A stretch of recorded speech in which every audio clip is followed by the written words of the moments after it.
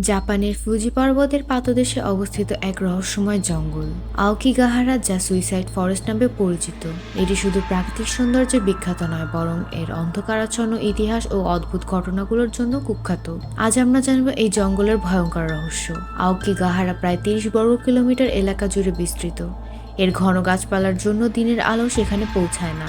Lava থেকে তৈরি পাথর, অদ্ভুত পরিবেশ আর অন্ধকার জঙ্গল সব মিলিয়ে এটি যেন একটি ভিন্ন জগৎ। এখানকার গাছে ঘেরা পথ এত ঘন যে মুহূর্তে আপনি বিভ্রান্ত হতে পারেন। কিন্তু এই জঙ্গল আরও বেশি পরিচিত এর অদ্ভুত নামের জন্য।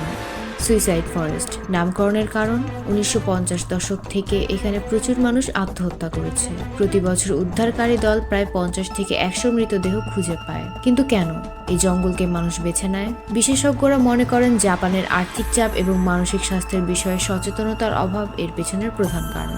আরও একটি কারণ হলো জনপ্রিয় উপন্যাস কুরোই জুকাই, যেখানে এই জঙ্গলকে আত্মহত্যার স্থান হিসেবে বর্ণনা করা হয়। স্থানীয়রা বিশ্বাস করেন আত্মহত্যাকারীদের আত্মারা এখানে ঘুরে বেড়ায়। পর্যটক ও উদ্ধার কর্মীরা জানিয়েছেন গভীর জঙ্গলে ফিসফিসানি বা অদ্ভুত শব্দ শোনা গেছে। তবে এসব কি কল্পনা, নাকি সত্যি এখানে অশুভ শক্তির বাস? বিজ্ঞানীরা বলেন গাছপালার ঘনত্ব এবং অন্ধকার পরিবেশ মানুষের মনকে দুর্বল করে দেয়। জিপিএস কাজ না করায় পথ হারানোর সম্ভাবনা বেশি। এভাবে প্রাকৃতিক সৌন্দর্য আর অন্ধকার একসাথে ভয়ঙ্কর অভিজ্ঞতার জন্ম দেয়। আপনার কি মনে হয়, এই জঙ্গল কি শুধু একটি রহস্যময় জায়গা, নাকি এখানে কোনো অপ্রকৃত শক্তি কাজ করে?